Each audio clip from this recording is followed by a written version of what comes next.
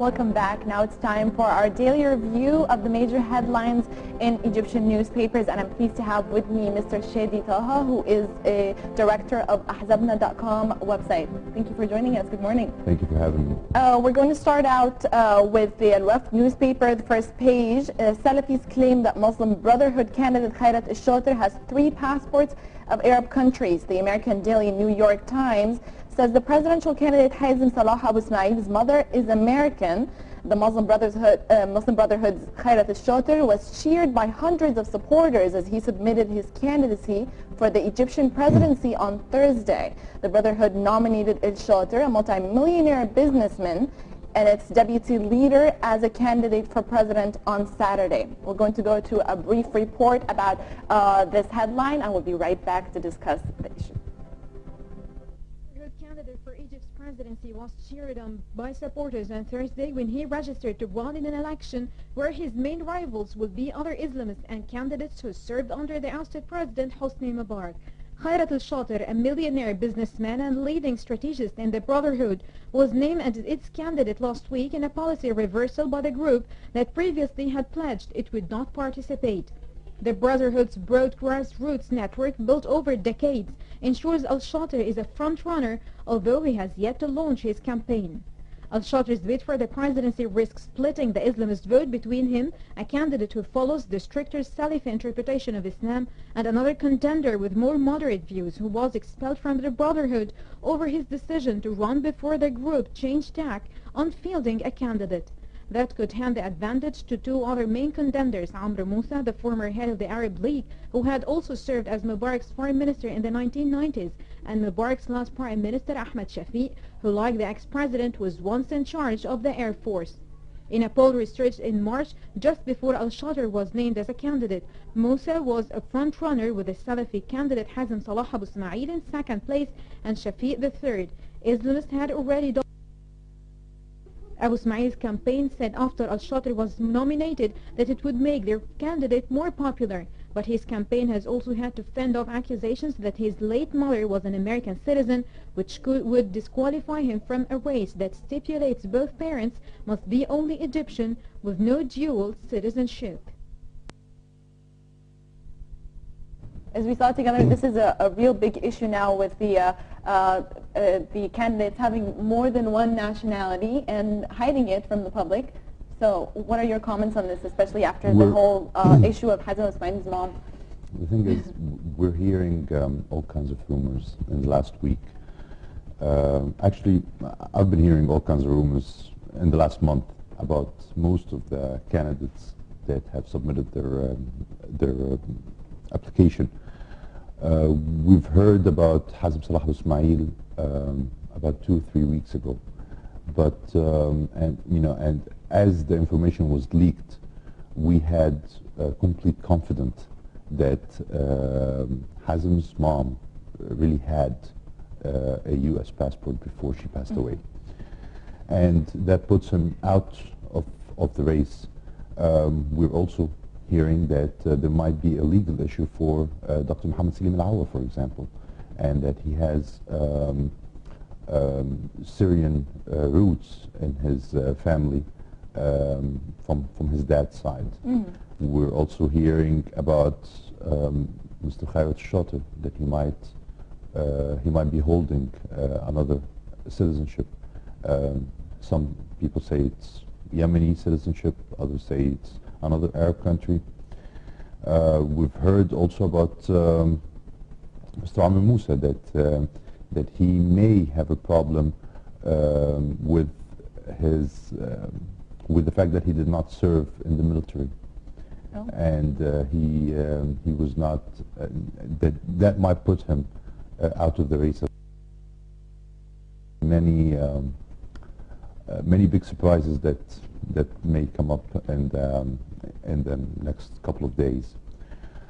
We're not saying that this is 100% correct or not. What we are definitely sure of is the fact that Hazem Salah Abu Ismail will be out of this race. Oh, we've heard rumors that they were their supporters are going to put together a demonstration There or will so. be. There will be. What are your comments on that? I mean, I don't know if it's going to have any effect. It's not like they're going to change the law because of a protest, but Honestly, I think the law by itself did not. I mean, is not fair for somebody like Hazm Salah Ismail to not participate in this election. I'm with him. I'm with his right to run. I think the law is not fair.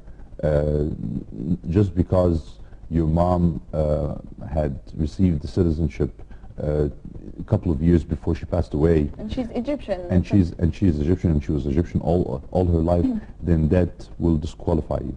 What I'm against Hazm Salah Ismail is the fact that he lied. The lying to me is 100 times more important than whether his mom has an American citizenship or not. Right, and a lot of people criticized him on that fact. I mean, I think that he should be disqualified for lying. Not, I mean, but if I'm putting the rules, I mean, we don't need another lying president. We have been living in lies in the last 30 years, the last 40 years, and the last 60 years, depending on... We've had enough.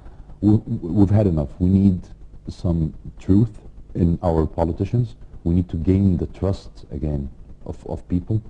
I mean, I support the fact that his supporters do want to hold demonstrations today in different cities, calling for his right to run. But he definitely has to step up and speak out to the public and say the truth. Absolutely. Still on the Wafd newspaper, first page says, in a meeting hosted by the Wafd party, the parties and political forces decide to form a national front in order to draft a democratic constitution. Free Egyptians, Social Democratic Egyptian Party, and Il Karama participated in the meeting, which was attended also by head of the Bar Association, Sameh Hashour. Of course, there have been a lot of concern, a lot of issues concerning the Constituent Assembly and the drafting of the Constitution. We're not even sure if this is going to be the final Constituent Assembly because of everything that has been happening and the withdrawal and the boycotting of the members. The withdrawal by itself is not giving any authority. Will not give any authority, and we cannot have a constitution that only be assembled by two parties. And what we're seeing so far is most of the members, they belong to the Freedom and Justice Party and the Nour Party. Yes, they have the majority or they had the majority of the votes during the past elections, but that does not mean that they should be in charge of writing a constitution that should be serving every Egyptian. We do have a brief report about about it, and we'll come back to continue talking about this the headline. Meeting, the Constituent Assembly decided to allow more time for the members who withdrew to determine their final stance. The Assembly, headed by Dr. Saad al-Katatni, assigned the Secretary Assembly. Liberals have also refused to sit in on a body drafting a new constitution dominated by Islamists, despite an offer by the Muslim Brotherhood to give them more seats in a sign of growing political polarization after the fall of Hosni Mubarak. The new constitution is due to be written by a 100-member assembly of politicians and public figures over the next 6 months. However, the body is dominated by Islamists, reflecting their resounding victory in parliamentary elections, and dozens of non-Islamist representatives have already walked out, complaining that the voices are being drowned out. That has put the Assembly's legitimacy into doubt. Around 30 members of the Assembly have so far withdrawn, including the state's top Islamic authority Al-Azhar. The Orthodox, Catholic and Evangelical churches have a constitutional court representative.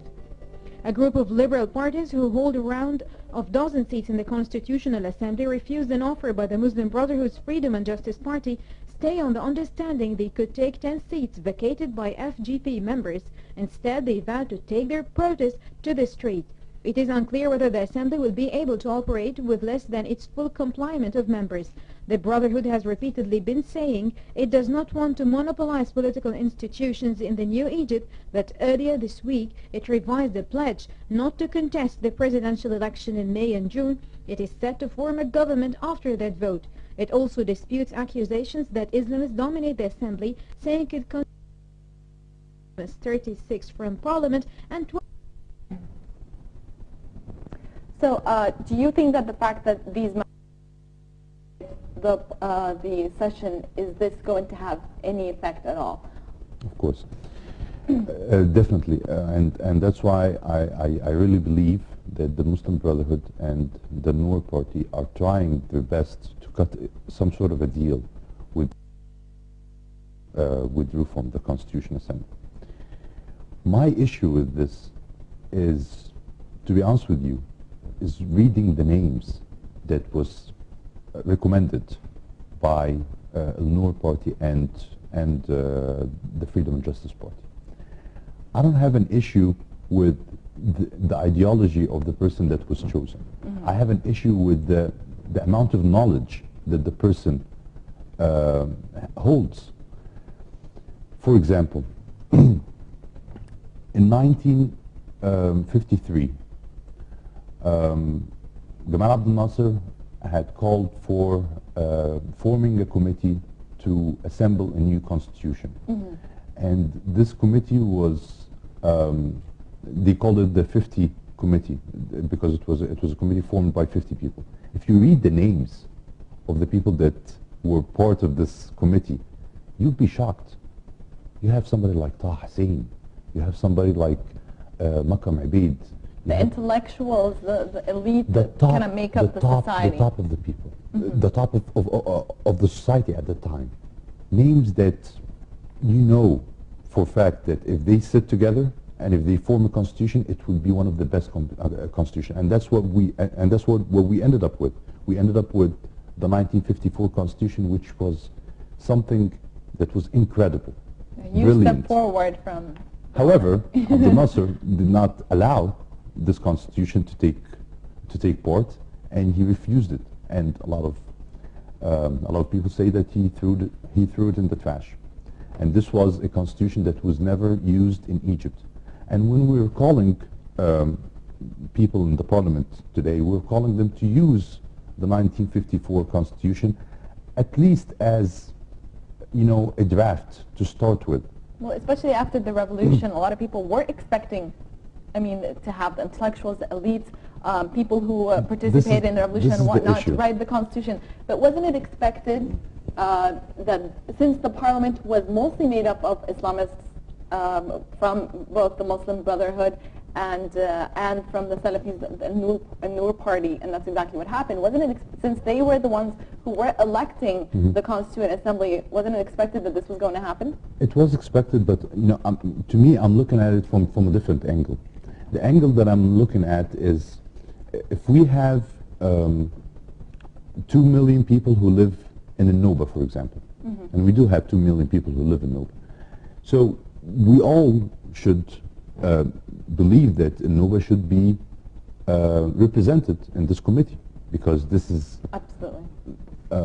You know, we have 2 million people in this region, and they have demands, and we all feel that their demands should be heard. So we all feel that they should be represented. But when we go and we try to represent Noba people, do we go and find the most brilliant and knowledgeable person in Noba, or do we go and find the most popular one? That's when I read the names, I felt that we're trying to get the most popular people, the most popular soccer player, the most popular singer, the most popular actor. Well, this was an issue on the day when they were electing, they were having elections in the parliament, because a lot of people didn't know the names of the public figures, and they just kind of, I guess, they were voting on who they knew more than who they thought could be a better person to write the Constitution. But see, you know, in writing the Constitution, this is not a popularity contest. This is, I want to find somebody who's knowledgeable in this area. So when he sits down in this committee, he would bring something to the table. We need our best, brilliant, knowledgeable people to be in this committee. Just like what happened in 1953. It's not about ideologies. It's not about who's Islamist, who's nationalist, who's liberal, who's it's all about who's qualified. And until now, I'm not hearing anybody even considering this fact, considering the fact that we should be looking for the most qualified people. Doesn't matter what ideology they still figure out the percentage after. At least we should try to gather together the most qualified people. I believe that it's a disgrace that we don't have somebody like Ala al-Aswani in this committee, when we all know that he is somebody who's international-wise one of the best story writers in our time.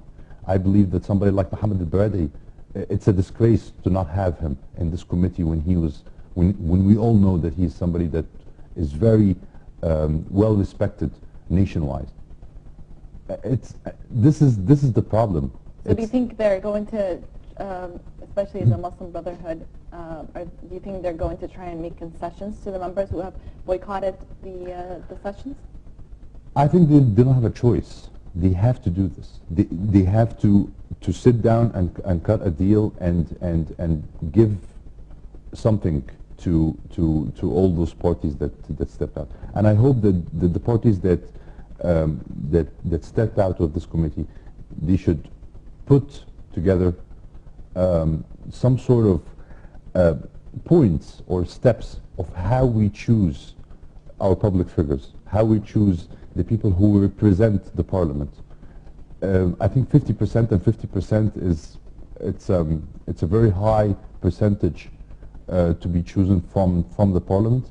But even if we're going to go for this, at least we can choose, our top 50% inside the parliament and our top 50% outside. Well, this issue is going to go on for a while. We'll see if this is going to be the final assembly or not. Moving on to the next headline, still on Al-Wafd newspaper first page, Israel threatens to hit Sinai.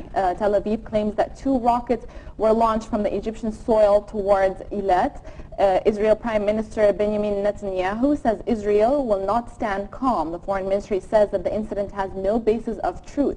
Foreign Minister Mohammed Kamel Amr said that Egypt hasn't launched any missiles from Sinai towards Israel in recent days. An Egyptian official in South Sinai Governorate denied on Thursday Israeli media reports that a rocket has been launched on the Israeli city of Eilat from Sinai. The official added that the Egyptian-Israeli borders are secured with intense patrols.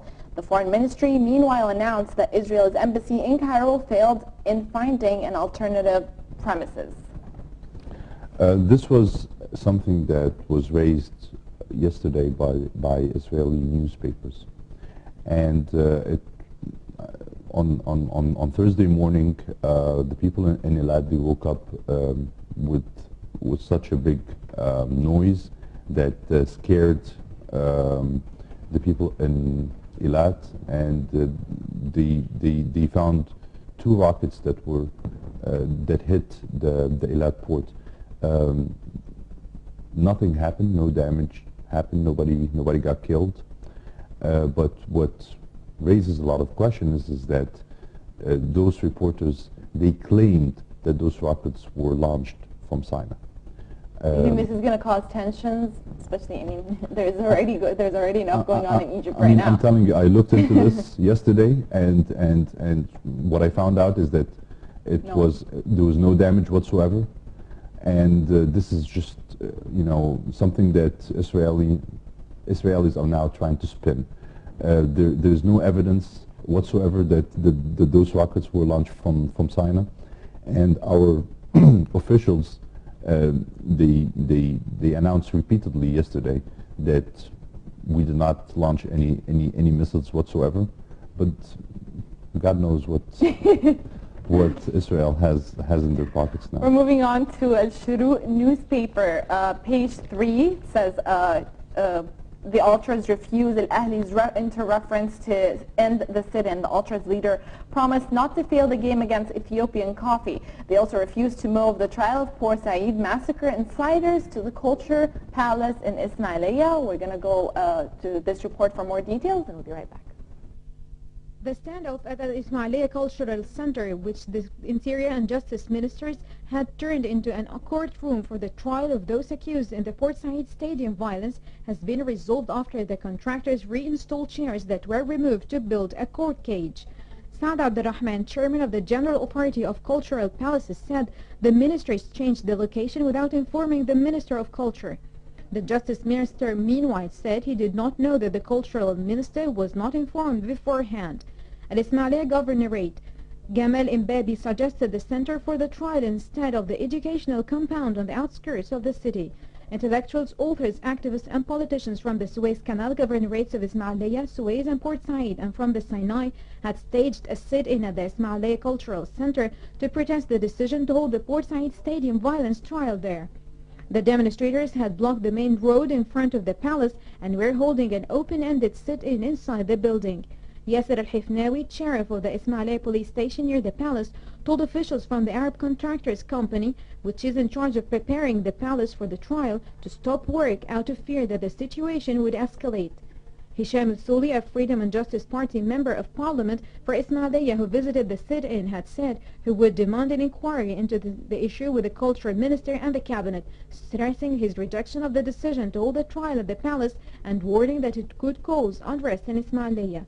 He added that he would meet with other Ismailia member of parliament to discuss the consequences of the decision, asking how could a headquarter of arts be a headquarter of prisons. Al-Wafd Party member of parliament Magda Al-Nawashi also denounced the decision, describing it as farcical. Mona Arafa, Director General of Sinai's Cultural Department, totally rejected the decision and considered it an assault on freedom of creativity and intellectuals, saying that intellectuals would not allow the palace to be turned into a court.